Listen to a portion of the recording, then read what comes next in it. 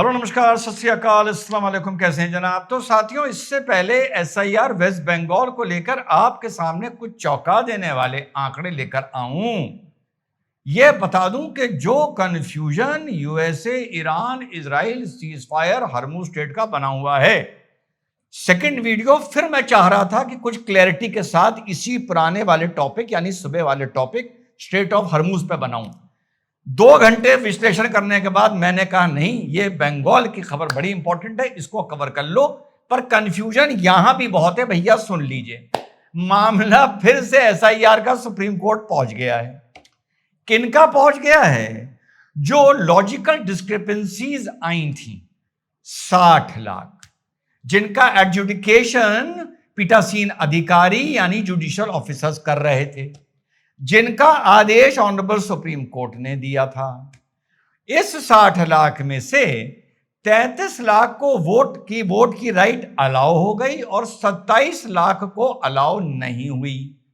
ठीक, टोटल कितने निकल के आए थे? जो हम लोगों ने कल आप लोगों से बात की थी, 60 लाख लगभग पहले कट चुके थे, जिसमें 11 लाख अपने घरों में स्थायी अपने पते पर जो लिखा था पाए नहीं गए, कुछ मर चुके थे, कुछ की डबलिंग चल रही थी। तो 60 लाख वो जोड़ दीजिए और मोटा मोटा 27 लाख ये जोड़ दीजिए जो अब कट गए, तो लगभग 90 लाख का आंकड़ा सामने आ रहा है जो फाइनली यहां से कटे हैं। 2-3 दिन पहले भी मैंने इस पे अपडेट वीडियो बताया था, लगभग 11-12% का फर्क पड़ा है, वोट कम हुआ है।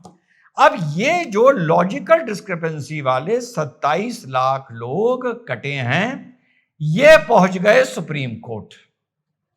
अब सुप्रीम कोर्ट जब ये पहुंचे तो सुप्रीम कोर्ट ने इनकी सुनवाई तो नहीं करी है, लेकिन 2-3 बड़ी बढ़िया बातों का ऑब्जर्वेशन आया है from the court of honourable chief justice of India, Suryakant साहब और बागची साहब। अब इन 27 लाख को एक बार फिर से सुनने के लिए 19 अपीलेंट ट्रिब्यूनल बनाए गए हैं, जहां आप जाकर अपनी अभी भी अपील कर सकते हैं। चुनाव सर पर है, अप्रैल के एंड में चुनाव है, आप जाके अपील कर सकते हैं। अपील इस बात को लेके होनी थी कि साहब वहां पे अपीलेंट ट्रिब्यूनल वाले हमारी सुनी नहीं रहे हैं। अब जब ये आज सुबह सुबह बहस चल रही थी, ये मुझे वहीं से किसी ने साथी ने भेजा कि इस पे बनाइए, आ जाओ अपलोड करिए। मैंने कहा लाओ यार, ईरान इराक इजराइल और ये समझ नहीं आ रहा है, फिलहाल रात को देखेंगे क्या डेवलपमेंट होता है। तो साहब उन्होंने ये कहा कि यस, ये सुप्रीम कोर्ट ने आज कहा है कि हम मानते हैं कि एक एक जुडिशियल ऑफिसर जब एक दिन में 1,000 फाइलों का डिस्पोजल करेगा तो गलतियां होनी लाजमी हैं, और अगर 70-75% भी उसका ऑब्जर्वेशन या उसके फैसले ठीक हैं तो हम जुडिशियल ऑफिसर को इसके लिए एक्सीलेंट देंगे।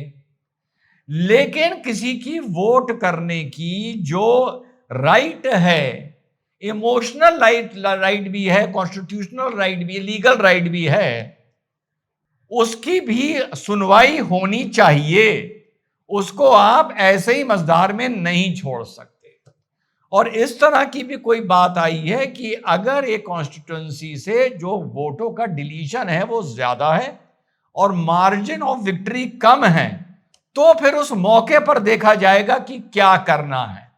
यानी अभी भी असमंजस पूरी तरीके से बरकरार है। इससे पहले आगे बढ़ूं, एंटरटेनमेंट के लिए जरा इसको सुन लीजिए। हम तो हुमायूं कबीर साहब से बहुत पहले से टच में थे, आपको लग रहा है कि है ये मोहब्बत पहले से बहुत दिन से चल रही है। एक महीने की मालिक तो अरे ना, ये आपको लग रहा है। हमारा इनसे बातचीत क्या हुमायूं भाई साहब से बहुत लंबा चल रहा है। हुमायूं जी ने तो दिसंबर में ऐलान कर दिया था। हाँ, दिसंबर से पहले से बातचीत चल सर, रही है। आपके 3 राज्यों के स्टेट कोऑर्डिनेटर्स भी लगे हुए थे एक हाँ महीने से। देखिए, लगे हुए थे, बातचीत हो रही थी। मैं हमारे भाई से एक ही बात पे डिसएग्री करता हूँ, वो ये है कि वो बोल रहे कि डिप्टी सीएम होगा। नहीं, हमारा सीएम बनाएंगे इंशाल्लाह। डिप्टी सीएम क्या है? डिप्टी सीएम कोई पावर नहीं है। सुन लिया? ये एक सीरियस वीडियो में ये एंटरटेनमेंट के लिए दिया था, जो मुख्यमंत्री बनाने जा रहा था वेस्ट बंगाल में। बस मैं इतना ही कहूंगा, बाबू कौन? हुमायूं कबीर। जरा वेस्ट बंगाली की बात कर रहा हूं, लेकिन ऑन द लाइटर साइड आ गया हूं, सीरियस पे फिर थोड़ी देर में आता हूं 2 मिनट के बाद। कि बाबू हुमायूं कबीर दलाली करनी है तो बड़े भाई से सीखो।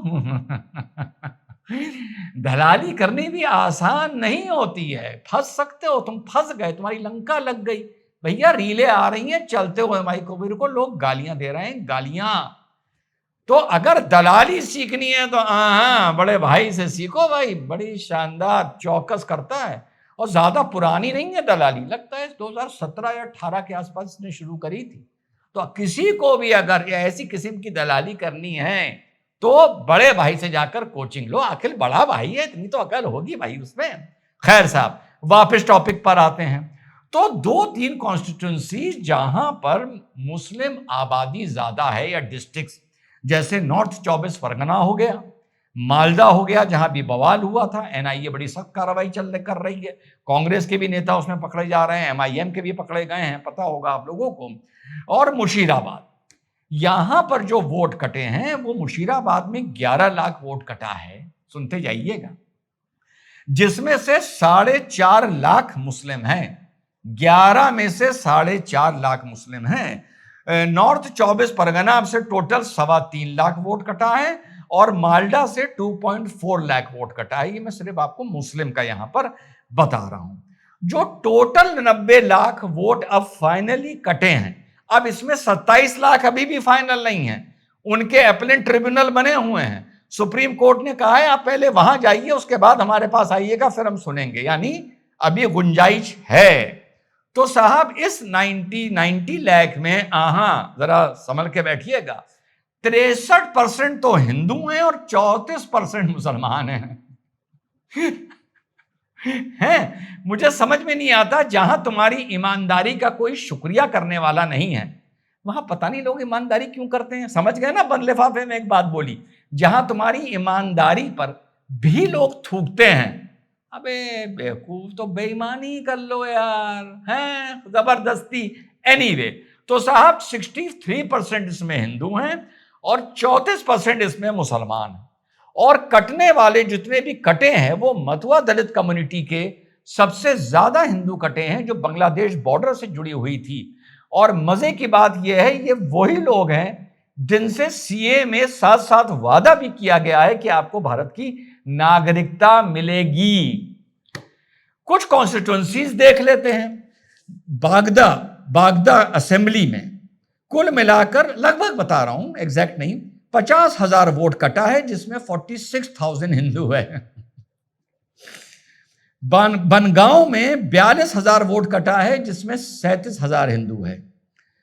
बबनीपुर में 50,000 वोट कटा है, जिसमें 32,000 हिंदू है।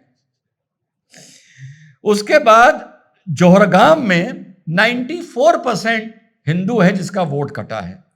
बनकारो में 91% हिंदू है, जिसका वोट कटा है। और पुरुलिया में 88% हिंदू है, जिसका वोट कटा है। योगी जी भी पहुंच गए हैं, बड़ी जबरदस्त कैंपेन चल रही है, यूसीसी की भी बात हो रही है, वगैरह वगैरह। लेकिन एमआईएम और आपकी हुमायूं कबीर की लंका लगने के बाद अब ये हैदराबाद माने बड़े भाई हैं, समझ रहे हैं ना, इनसे क्या सीखना है लोगों को, समझ गए ना आप। तो साहब ये अब जितनी कोशिश कर लें, बंगाल का मुसलमान, पता नहीं ममता ने क्या क्रॉस मारा है, मेरी भी करीबन काफी लोग वहां जान पहचान के थ्रू सोशल मीडिया, ज्यादा नहीं, मेरी करीबन 10, 11, 12 लोगों से सिर्फ बात हुई है, पर एक आइडिया मिल जाता है। 12 के 12 हिंदू हैं। तो साहब इतना समझ लीजिए कि वहां पर हालात कुछ ठीक हैं नहीं, टफ फाइट होगी, ममता कम होगी, लेकिन जो मथुआ कम्युनिटी के वोट कटे हैं उनकी ये जुबानी है कि इनके रिश्तेदार एक मुश्त या तो वोट डालने नहीं जाएंगे और जाएंगे तो दीदी को डालने जाएंगे। ये देखो भाई, इतनी दूर बैठा हूं, ये कोई प्रिडिक्शन नहीं है, जो सुन रहा हूं वो आप लोगों को बता रहा हूं, ये प्रिडिक्शन नहीं है। आपको बता दूं कि साहब वो लोग बहुत खासे नाराज हैं इस पूरी एसआईआर की प्रक्रिया से। दूसरा, पुराने लोगों को याद होगा नंदीग्राम और सिंगूर का बवाल, जहां से ममता दीदी की लॉन्चिंग हुई थी एक सक्रिय राजनीति में कांग्रेस से हटने के बाद, और धरातल पर जाकर ममता ने लड़ाई लड़ी थी, जिसके बाद इसकी लॉन्चिंग हुई थी। लोग कह रहे थे इस लड़ाई की वजह से ममता खत्म हो जाएगी, लेकिन ममता ने जबरदस्त एंट्री की थी रादर, बंगाल की पॉलिटिक्स में। वही लड़ाई ममता अब एसआईआर को लेकर बंगाल में दिखा रही है। बंगाल में जहां तक मुझे 12-14 लोगों ने इंफॉर्मेशन दी है कि एंटी इनकम्बेंसी फिलहाल कोई मुद्दा नहीं है, मुद्दा एसआईआर है। जो कट गए वो तो खून का घूंट पिए बैठे हैं। जो कटे वालों के रिश्तेदार हैं, बरादरी है, कुनबा है, वो खून का घूंट पिए बैठे हैं। और ममता दी ये फिलहाल एक गरीब बंगाली को दिखाने में कामयाब हो रही है कि तुम्हारे जो जितने भी वोट बचे हैं, वरना तो मन था कि 2-3 करोड़ काट दिए जाएं, ये सारे मेरी लड़ाई ने, सुप्रीम कोर्ट जो हम गए, लड़े, मैं गई, इस नरेटिव बनाने में वो कामयाब हो गई है, जो मुझे वहां से इंफॉर्मेशन अभी तक की मिल रही है। जो हुमायूं कबीर का वीडियो वायरल हुआ है, मोदी जी ने कल शायद किसी रैली में ये बोला कि ममता से होशियार रहो, वो एआई की वीडियो बना बना के डाल रही है। देखो भाई, जब मुझे किसी से प्यार होता है तो मैं उसके लिए रफू कर सकता हूं, रफू, पेमंद नहीं लगा सकता। मेरा ईमान मुझे पेमंद लगाने की कभी अनुमति नहीं देता, इसीलिए बदकिस्मत हूं कि मैं गालियां खाता हूं, या लोग तय नहीं कर पाते कि मैं किसकी तरफ हूं। तो मोदी जी ने जो ये बात बोली है कि भाई ये जो है ममता एआई के वीडियो बनवा बनवा के डाल रही है, लोग इस बात पर यकीन नहीं कर रहे हैं। लोगों को पता है वो वीडियो ओरिजिनल था, और कहीं से तो ये भी रिपोर्ट आ रही है कि उसने भी मान लिया, मेरी ऐसी बात हुई थी। दिल्ली से 2 लोग आए थे, एक दिल्ली से पत्रकार आया था और एक कोई, उसने भी मान लिया है।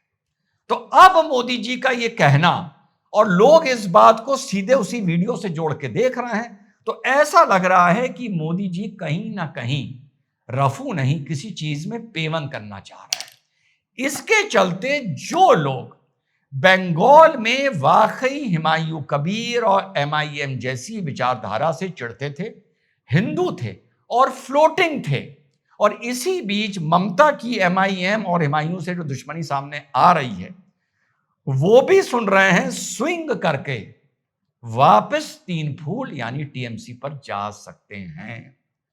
आने वाले वक्त में फाइट तगड़ी है, भविष्यवाणी नहीं है।